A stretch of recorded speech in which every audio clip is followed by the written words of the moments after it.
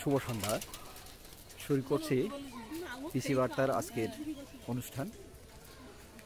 আজ আমরা কথা বলবো বাংলাদেশ কারিগরি শিক্ষা বোর্ডের অ্যাডভান্স টেকনোলজির চূড়ান্ত বর্ষের দ্বিতীয় পর্বের চূড়ান্ত পরীক্ষা শুরু হয়েছে ইতিমধ্যে।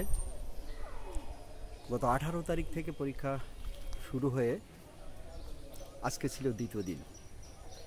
আজকে দ্বিতীয় দিন চারুকলার পরীক্ষা শুরু হয় এবং চারুকলায় বেশি শিক্ষার্থী থাকার কারণে আজকের এই ভিডিও বার্তার অবতারণা। প্রিয় দর্শক, আপনারা জানেন বিগত সরকার 2021 সালে বেসরকারি শিক্ষা প্রতিষ্ঠান এমপিওর যে নীতিমালা সেটি পুনর্নির্ধারণ করেছিলেন, নতুনভাবে সাজিয়েছিলেন। এই এমপিও নীতিমালায় মাধ্যমিক স্তরের শিক্ষকতার যে পেশায় ঢুকবার জন্যে ন্যূনতম শিক্ষাগত যোগ্যতা টেকনোলজির জন্য স্নাতকের সাথে কারিগরি বোর্ডের 1 বছরের কম্পিউটার টেকনোলজির উপরে অ্যাডভান্স সার্টিফিকেট কোর্স করা থাকলে সে আবেদন করতে পারত। ঠিক একইভাবে একই এমপিও নীতিমালাতে ফাইন আর্টস বলে একটি নতুন বিষয় ওপেন করা হয় এবং দেশের এমপিভুক্ত সকল প্রতিষ্ঠানে এই পদটি ক্রিয়েট হয়। তো যেহেতু এমপিভুক্ত সারা দেশে প্রতিষ্ঠানের সংখ্যা প্রায় 28,000-এর কাছাকাছি, সে কারণে 28,000 প্রতিষ্ঠানে এই পদ সৃষ্টি হওয়ার কারণে এই কোর্সটি করবার এক ধরনের তাড়না ছিল এবং সর্বশেষ 2024 সালে এই কোর্সটি সর্বোচ্চ সংখ্যক শিক্ষার্থী ভর্তি হয়।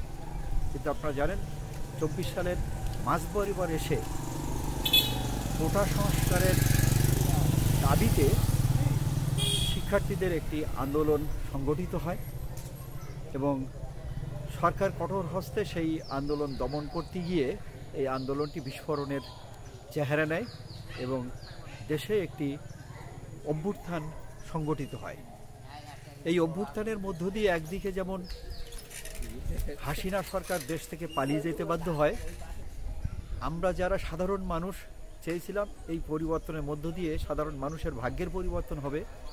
দেশে শেখ মুজিব এবং তার যারা পারিষদ ছিল তাদের যত ধরনের স্ট্যাচু ছিল সেই স্ট্যাচুগুলো এক এক করে ভেঙে ফেলা হয় এবং এই স্ট্যাচু ভাঙতে গিয়ে এর সাথে জসিমউদ্দিনের স্ট্যাচু, শরৎচন্দ্রের স্ট্যাচু, আমরা লালনের স্ট্যাচু সহ সারা দেশে সুযোগ যেখানেই হয়েছে সেখানেই কিন্তু বিভিন্ন স্ট্যাচু ভেঙেছে, তারা মন্দির ভেঙেছে, তারা মাজার ভেঙেছে।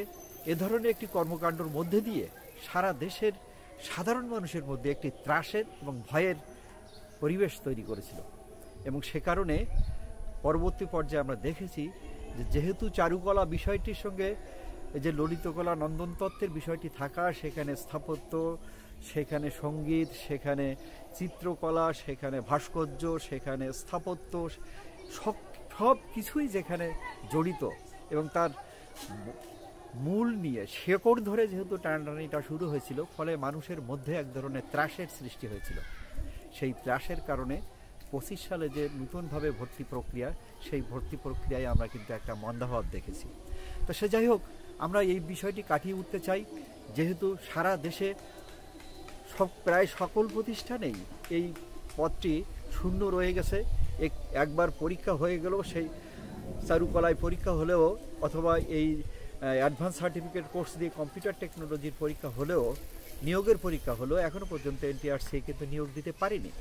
ফলে এই মন্দাভাব, মানুষের মধ্যে ভয়, এক ধরনের উৎকণ্ঠা এবং তা থেকে অনিশ্চয়তা, অনির্ভরতা, একেই কিন্তু এই অ্যাডভান্স সার্টিফিকেট কোর্স বাংলাদেশ কারিগরি শিক্ষা বোর্ডের এই কোর্সটি একটি হুমকির সম্মুখীন পড়েছে।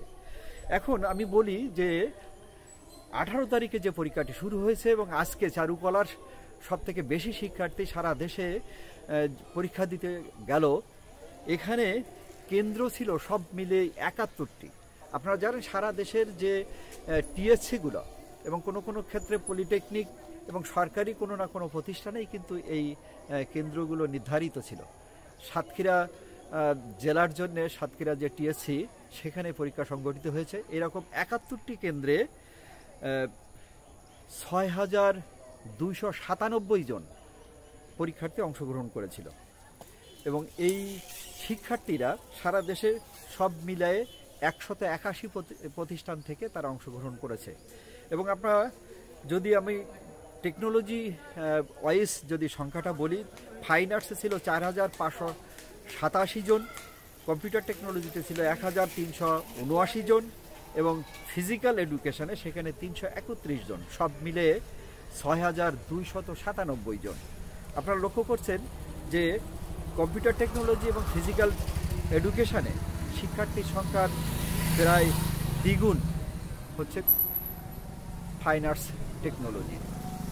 আমরা এই টেকনোলজির শিক্ষার্থী এবং যারা পরীক্ষা দিচ্ছে এবং আগামী দিনে শিক্ষক হওয়ার কথা ভাবছে তারাই কিন্তু জাতি গঠনে বিশেষ ভূমিকা রাখবে।